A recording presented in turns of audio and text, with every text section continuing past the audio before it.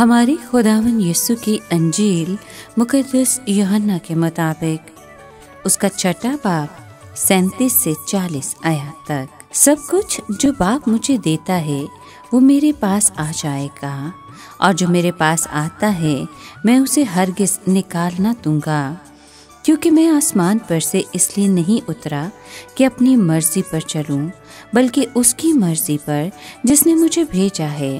اور میرے بھیجنے والے کی مرضی یہ ہے کہ جو کچھ اس نے مجھے دیا ہے میں اس میں سے کچھ کھو نہ دوں، بلکہ اسے یوم آخر میں پھر زندہ کروں، کیونکہ میرے باپ کی مرضی یہ ہے کہ ہر ایک جو بیٹے کو دیکھتا اور اس پر ایمان لاتا ہے ہمیشہ کی زندگی پائے، اور میں اسے یوم آخر میں پھر زندہ کروں گا۔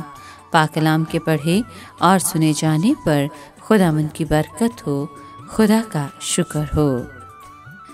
عزیز دوستو، نومبر کے مہینے کا عبادتی مزاج مرحومین کی مغفرت یعنی گناہوں کی معافی کے لیے دعا کا ہے، اور اس کا تعلیمی مرکز علم الآخرت اور انجام زمانہ ہے۔ 1 نومبر کو تمام مقدسین کی عید پر مقدسوں کی شراکت کے عقیدے پر غور کیا جاتا ہے۔ مقدسین کی زندگی سے نمونہ اور ان کی تعلیم سے تلقین حاصل کی جاتی ہے، اور ان کے نام سے سفارش طلب کی جاتی ہے۔ 2 نومبر کو مرحومین کا یوم یادگار ہوتا ہے۔ مرحوم مومنین یسوع المسیح کے اسراری بدن کا حصہ ہیں۔ وہ ہماری معاشرت، تعلقات اور رشتوں کا حصہ ہیں۔ وہ ہماری تاریخ اور زندگی کا جزو ہیں۔ ہمیں انہیں یاد کرنا اور ان کے لیے ہمیشہ دعا کرتے رہنا چاہیے۔ ان کے لیے دعا کرتے وقت ہم اپنی فنا پذیری پر غور کرتے ہوئے ہمیشہ کی زندگی پر ایمان پختہ کریں۔ مرحومین کی مغفرت کے لیے دعا کرنے سے ابدی زندگی پر ہمارا ایمان پختہ اور امید مضبوط ہوتی ہے۔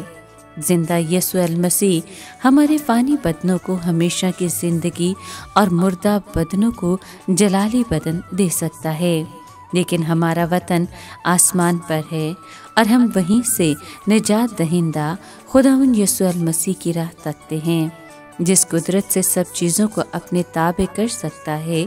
اس کی تاثیر کے مطابق وہ ہمارے پست حال بدن کی شکل بدل کر اپنے جلالی بدن کی صورت پر بنائے گا۔ جلالی بدن موت اور گناہ سے رہائی پاتا ہے، بیٹے کی موت اور مردوں میں سے زندہ ہونے کے ذریعے نجات حاصل کرتا ہے، فردوس نئی زندگی، ہمیشہ کی زندگی اور ابدی زندگی برکت کے طور پر حاصل کرتا ہے۔ مرحومین کے لیے دعا کرنا گویا ہمیشہ کی زندگی پر ایمان اور امید کو مضبوط کرتا ہے۔ مومنین جیسے زندگی گزارنے کا ڈھنگ سیکھنا اور مزاج اپنانے کا انداز ہے۔ ہم آج اس موجودہ زندگی میں مستقبل میں آنے والی ہمیشہ کی زندگی کے لیے جیتے ہیں۔